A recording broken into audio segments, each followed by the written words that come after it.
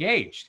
So we are going to shift to the favorite part of mine, culture class, hearts and minds segment, where we're not just interviewing people and experts. Like, this isn't something where we want to hear about industry trends and what they're doing. That's definitely something we want to talk about, and how they are part of the zeitgeist and how they are shaping culture and where they're hoping we are going to get in Act 3 or beyond, hopefully not. But this is also the time to really get into the hearts and mind. It's this is cultural. It's not just business. And we are going to start with Matt Seiler. And I am going to stop the share. Actually, let me just introduce you first.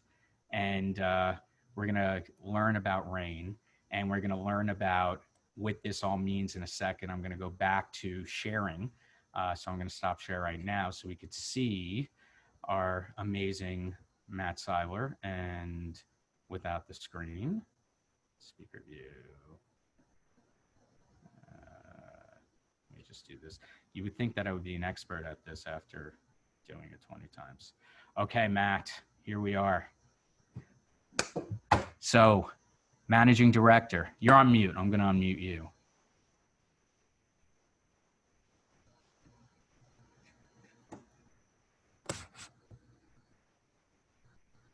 You're still on mute. No, I'm not. There you are. Matt Seiler. He is basically... Hiya, Brad. How are you? Gang. Thanks for being here. Thank you for having me. Well, first of all, since I just showed TikTok, I'm sure you're a TikTok expert, because you're really, you're basically a Gen Z in terms of all the qualities that I know of you. I do spend more time on TikTok than I should admit to. But I'm also talking about your career history of somebody who's basically has not had a traditional career path, right? You're kind of like me. That is fair to say. Right? Like, just give us just a Cliff Notes version of what the main steps of your career was. I met you when you were running IPG Media Brands, which is one of the biggest holding companies in advertising. But where did you start? Because I know everybody on this call is always interested in people's stories. Yeah, so I started in the creative agency business back when agencies were just known as the agency. We didn't have first names. We were extensions of the client's product groups mostly, since there wasn't even marketing or advertising departments within those client organizations at the time. And I freaking loved it. I started at an agency that doesn't exist anymore. Just pause for 1 second. I know you have this internet Wi-Fi thing because of the storm. I'm hearing you a little digital. I'm curious to see what everybody else is thinking. No. Yes? Yeah. Thumbs up, thumbs down. Down, up. I can move. Let's just try again. For those of you that joined after we did the sound test, I'm now in the laundry room. I've tried other spots in the house, but we'll just go mobile. And I'll just keep talking, and you tell me when I start sounding better. When I start sounding better, I'll move it. Why don't you try putting the computer closer to your face? I know you're going to be a little Max Headroomy, but people are saying that it's not clear.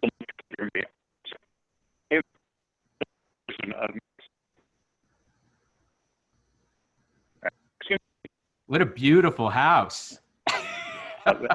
Thank you. You're going to be an interior designer in your next career. We're doing real estate on this side of talent management. So let's just see if this is any better. This is where we started at. If it's not any better, I think we're just going to have to suck it up. Right there. Okay. Okay. Okay. So, account guy, creative agency, awesome. Loved every second of it. Holding companies came about. I didn't think that we were paying attention to our clients in the way that I thought we should. Are you all groaning because you can't hear me again? Are we still okay? There you are. Well, it's just going to require a little extra concentration. The other thing I can do is I took it off of Wi-Fi. I can stick it back on Wi-Fi and shit. That doesn't. It's better now. This is a community. Okay. Now that we're like just waiting for Matt, everybody put down where they're from. I'm always curious about that. We have a nice turnout today too in a world of Zoom fatigue. I'm so blessed. Should we not clear at all. Better now. Fresno, California. I'll just read this. Atlanta, Massachusetts, San Francisco, Orange County, Fresno. Wow, Fresno. Anybody know that? Remember that mini series with Carol Burnett about the grape business, the wine business, and no, raisin business in Fresno? I'm aging myself. I'm definitely not a Gen Z. Okay, Matt, you want to try again? All right. You tell me. I'm on Much Wi-Fi better. now. Is it good? Yeah, let's just keep going. Yes? Yeah. Okay, good. Lisa says it's good, and I always look to Lisa as the arbiter of all things. Lisa says it's good, it's good. Anyway, so I was an account guy a long time. Holding companies came about. I didn't think they were really in service of the client. I missed serving clients. I thought the best place to go was media because that's where the concentration of spend was. I was incredibly fortunate having run business at a holding company level to start in media as the CEO. I would strongly recommend to any of you when you start something new, start as the boss of it, because then you can affect really significant change and you bring an intelligent naivety to it where I didn't really know what I was doing, but I knew what didn't work. And I had an awesome team and it led to great things, which led to a global role running for IPG, which had great, huge, wonderful clients like MasterCard and Sony and Microsoft and so on. And then that led to running the group, which ultimately grew to be about a $2 billion business with a phenomenal team. And I got bored, as I do. So I'm a renovator. I like going in and fixing things that are not living up to their potential. Once they're there, you do not want me. I may even get bored to the level of becoming an arsonist firefighter. If there isn't a problem to solve, I may create one.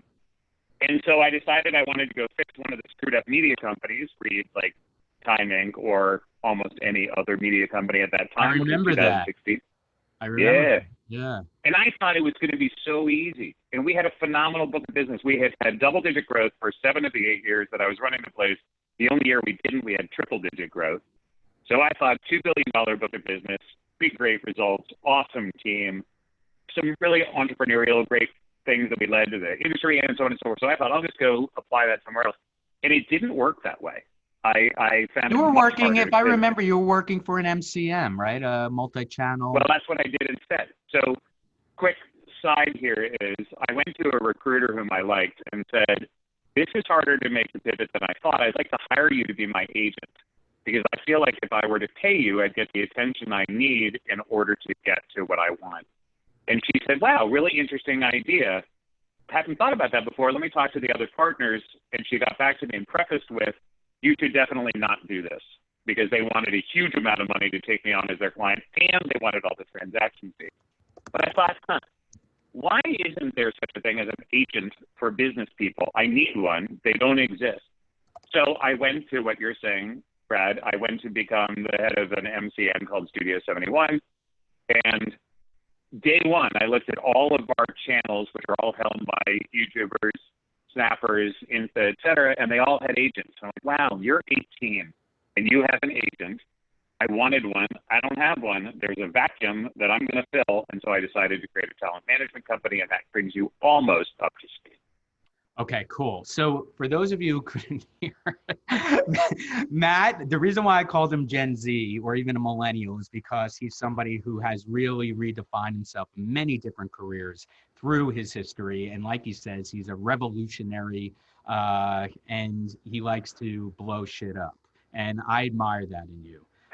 And so if you are, and in fact, you were a client of mine for a bit, you know, at that point, you were really trying to think about or fix, and again, ahead of your time, or actually they probably should listen to you now, how media buying, and we learned about from many of our others, I guess, about advertising and media and buying different, you know, time or space or in social media, like how can you reconstitute that?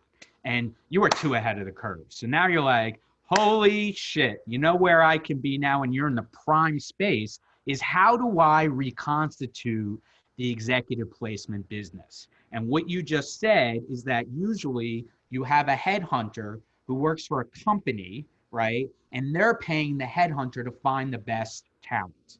They don't work for the talent, they work for the company. Therefore, there's this underserved executive who probably needs somebody more than ever to market them in a constantly changing job market where we don't really know where it's going. Did I say that okay? 100% right on, Brad. All right, so you could hire me as your marketer. But I love, with your marketing mind, you went from marketing brands to marketing people now, right? Yeah. So let's talk about that. By the way, I think if you talk more slowly, it's less digital. So let's try that. So let's talk about that. Why right now do you think that individuals need an agent like you? Let's call it a talent agent in the same way as you said, like Hollywood represents Brad Pitt and gets him jobs, right? Why do you feel that you should represent executives during this moment, during the zeitgeist of today?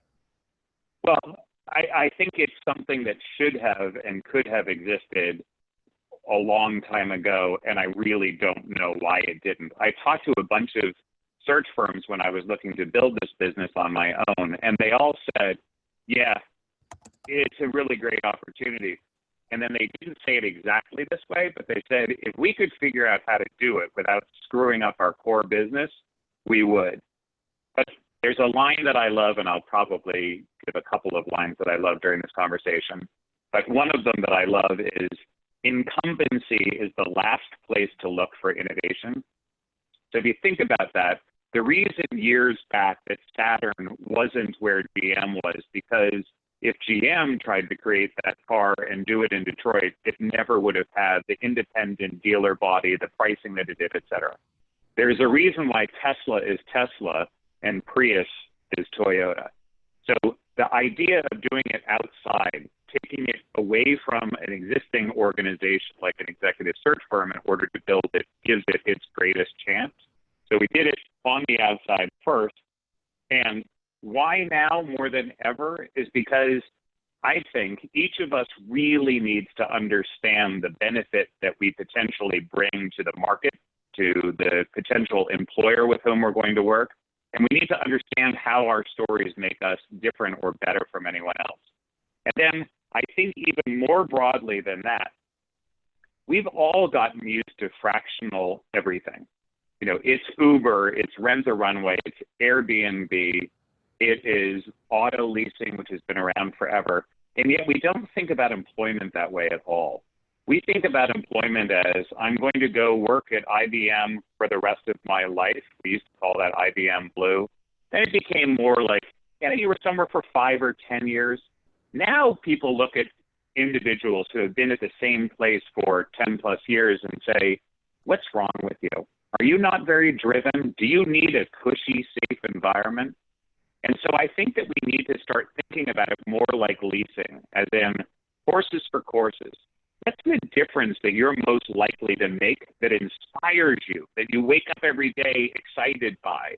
And then who are the organizations that are most inclined to help you achieve that difference? So it's difference makers for organizations looking to have differences made. And from my years in the agency and marketing world, I have brought to this phenomenal organization of which I'm now a part. So I built the talent management business and then brought it to the phenomenon that is Reigns International. But what we do is bring the marketing expertise and say, let's apply what great brands are to individuals and help them find their USP, that unique selling proposition, for organizations that are interested in that. So horses for courses, also looking for opportunities that are maybe more time-based. Like as a renovator, as I said, I'm probably like a 3-4 year guy. I'm pretty good at identifying what the issue is, helping to fix it, ensuring that it is sustainable, and then I probably need to go find something else to do as those people that are the sustainers are going to take over. And that's great. Rather than looking at people's resumes going, well, Brad, I see this one ended. Did they start hating you or did you start hating them? And what happened here? Everything is like a problem when it stopped, rather than, hey, I went to this place, I worked with an amazing team, we achieved what I set out to do, and then I went to do it again somewhere else. That's how we should be thinking. Yeah, no, it seems like, and again, this is very millennial, right? That like our career should be more episodic as opposed to a lifelong story, Totally. right? Totally. So There's a great, especially now, there's, it's the well, hold on. It's especially now because like the world is changing so quickly. We need different roles, and roles are becoming so irrelevant, especially now, as we've been saying. COVID is an accelerator of how the world was changing before, right? In right. business, like the, we knew everybody the got. world is the You got world is changing so quickly, but it took so bloody long for it to start to change quickly. You know, it's yeah. you look at entrepreneurs that have launched incredible businesses and go, "How did you do that? You did it so quickly." I'm like, no, you didn't see the 10 years that it took in order to get to this. You know, launching a talent management company, that was 2 years of doing it independent of finding Dan and the great team. You know, starting new things takes a long time. What I think you're getting to right now in the world is a fast forward of what should have happened a long time ago. Why employment wasn't fractional, I don't get it, except for we as human beings hate change. And so we're reluctant to embrace things until they are thrust upon us, and then we can't really avoid it. So I think that the moment that we are in is going to be accelerated by COVID, but it's also going to be accelerated by numbers of people that are on this call are coming into workforces with the expectation that they're going to live to be 125 years old, 150 years old. Guess what? You're not retiring at 65. And so many people that are joining the workforce now are anticipating having 7 different careers, not 7 different jobs, but I'm going to be a nurse, and then I'm going to be a firefighter, and then I'm going to be an astronaut. And those are all realistic things if you have, you know, those episodic periods to look forward. So because, you know, the sound issue kind of took some time away. So I have 3 main points that I want to discuss with you. So number 1, so I guess I want to show your website. You don't think that people should define themselves as like, I'm a marketer, I'm a operations person, or that if a company is basically looking for a senior VP of marketing, do you think that that is going to change in terms of your visionary, your vision of where you would like your company to go to? And I'm going to show how you're doing it. Like, how should you define, like, I'm great at Snapchat, I'm great at this, or I have 10 years of marketing experience. But you were saying you should define yourself as an astronaut, a blank, a blank, a blank. Isn't there a connective tissue amongst all yourselves, amongst an individual? Yeah. And isn't that a way to really market yourself differently? So I'm waiting for you to pull up the website. Should I Yeah. wait for that, or should I just keep talking? Just keep talking. Just keep talking. I Okay. got it right here. So what we do across, so what you're seeing on the website is that everybody, like Brian is Thrasher, Sasha is Tastemaker, and the man behind the curtain is our CFO and COO. So each of us has our own logo, and we do that because that's what we do for the individuals that we represent, both on our talent management group, which is a long-term talent management, like I described, the sort of CAA for the rest of us, and for our marketplace. So the marketplace is CAA a is a two-sided Hollywood agency, by the way, if you didn't know.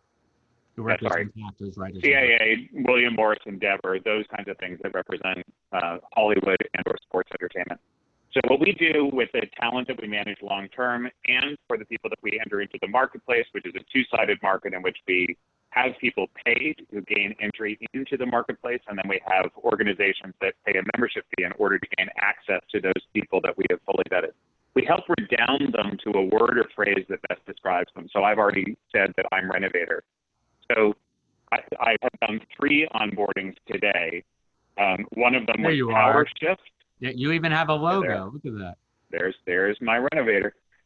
So I've done 3 onboardings today. One of them was Power Shift. One of them was Midas. And one of them was Maitre D. And each of them is very different. As I say to people, they're not snowflakes. It's not like every single person is going to have a different thing, but it allows them to tell their story. So Maitre D tells his story. He's had a phenomenally successful career, and how he looks at it is he's the person within the organization that's going to help ensure you have the best possible experience. And what he does industry-wise is not at all restaurant-based. but you know what a maitre d is. With the power shift, I've been described sometimes as a turbo boost. A power shift is very similar to that. You're going to come into an organization that is doing okay, and then that power shift is going to come, and you're going to go so much higher. And what we do with everybody is we help find those facts that support it. When have you actually done a power shift? When have you led organizations and their customers to a place as a maitre d' would? So you want people to incorporate it in how they tell their story, because another madism that I say all day long, and anybody that has anything to do with branding certainly knows this. If you attempt to be all things to all people, you end up being nothing to nobody. So the very best brands, because you know exactly what they stand for. You know who their target audience is. You want to be a part of that community, and that's what we're doing for individuals within the Reigns network. So great theory. Okay, and then we're probably going to have to wrap up in a few minutes, but great theory is that people should not define themselves by their jobs. They should define themselves by the story they lived and through a word. By the way, what do you think mine is? I'm just so curious. I think you're professor. I think that you were a teacher from the very start, but then you started teaching from a cultural perspective. So I think you've got a nice sort of combination of it's what you actually are and what you do.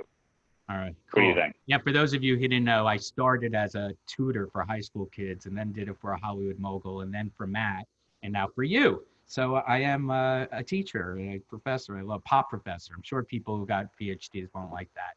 So now you have this theory, because it's hard for us to define ourselves as jobs, but more by our skill set, who we are, the brand that you create. How are you turning that theory into practice with Reign? It's across the board. So we have what's called the Difference Makers Brief. So I love briefs. One of the things that I loved most about advertising was the simplicity and the singularity of a single sheet of paper. Objective, what are you trying to do? And that's both for hiring organizations and individuals. Strategy, what's the best path to get there? Target audience, into whom do you need to get that story? What do they currently think? That and objective are my favorites. What do they currently think? Let's be honest. If you've got barriers that need to be overcome in order to get that thing that you want, what are they? You've hopped around a lot. You've got things that need to be addressed. And so let's talk about them, because you need to face them in order to be able to correct them. What you want them to think is what's on the other side of those barriers. Single-minded proposition is like a bad headline. Not that it's bad, it's just not a well-crafted one. And then 3 reasons to believe. What are the facts that you're going to use with that one line that's going to help change their minds if there are barriers to what you want those minds to be post-barrier? And we do that for onboarding into the marketplace. We do that when we are on a search for a candidate for a retained role, and we do it with the clients. What specifically are you looking to have done here, organization? Are you looking to have this particular difference made? Because we can match the person that's good at making that difference best if we really understand what it is. Or actually, do you need to have a difference made within your whole organization? Is this not really a thing about a person? Is Tiffany not going to be the solution because you need to create a better nest in order for Tiffany to be able to provide the brilliance to your organization? So let's make a difference to the entire organization before we look for a change. But it's always that singular, what are we trying to do? If you don't get your objective right, everything else is wrong, or if it's right, it's right by chance. That's really cool, Matt. So because we're out of time, I encourage everybody to see where Matt takes this, Reign International. Matt, if you want to put your contact info and the website in the chat, you're welcome to do that. The one thing I just want to end with, I mean, it's brilliant. You're more about branding, using your advertising expertise to brand people to connect with the audience. In this case, the audience is the corporation or the company that needs to solve problems. In the same way that, like, my problem right now is that my hands aren't clean, right? Like, so you're working for Clorox, and Clorox is the brand that's going to clean my hands. So in the same way, you know, the person is going to be the person that's going to fix the corporation's problem. So I have the problem as a consumer of washing my hands. Clorox is going to come and make it all great. So it's brilliant. You're such a brilliant man. I love your brain. Thank you. Very Thanks. complex. I so appreciate it. And since you said Clorox, just a big shout out to Clorox, because they have just named a new female CEO need I lots more know. of those. So kudos to them. Thank you very much, Brad. Tiffany, I look very much forward to hearing you. I have just wanted to get through me in order to be able to get to you. So take it on, Brad. Thanks so much for including me. Well, okay, so thank you. So we just talked about, and I'm just going to shift to Jana here, how to get your next job, which if I'm going to have one takeaway from Matt is really go deep into your soul and figure out what you're best at, not in terms of like, I'm a marketer, I'm an operations person, I'm a bookkeeper, but like, I'm a professor. I love explaining things and distilling and performing and all that kind of stuff. So, so I love that. So that's kind of like, how are you going to get your next job is really understanding who you are, because you have to be resilient and nimble in a constantly evolving marketplace. That's absolutely going to happen. And now that many of us are getting furloughed and unemployed, we're all trying to, and many of our businesses might not even exist after, we really have to shift the way that we represent ourselves and the stories we tell, and use platforms like LinkedIn to really elucidate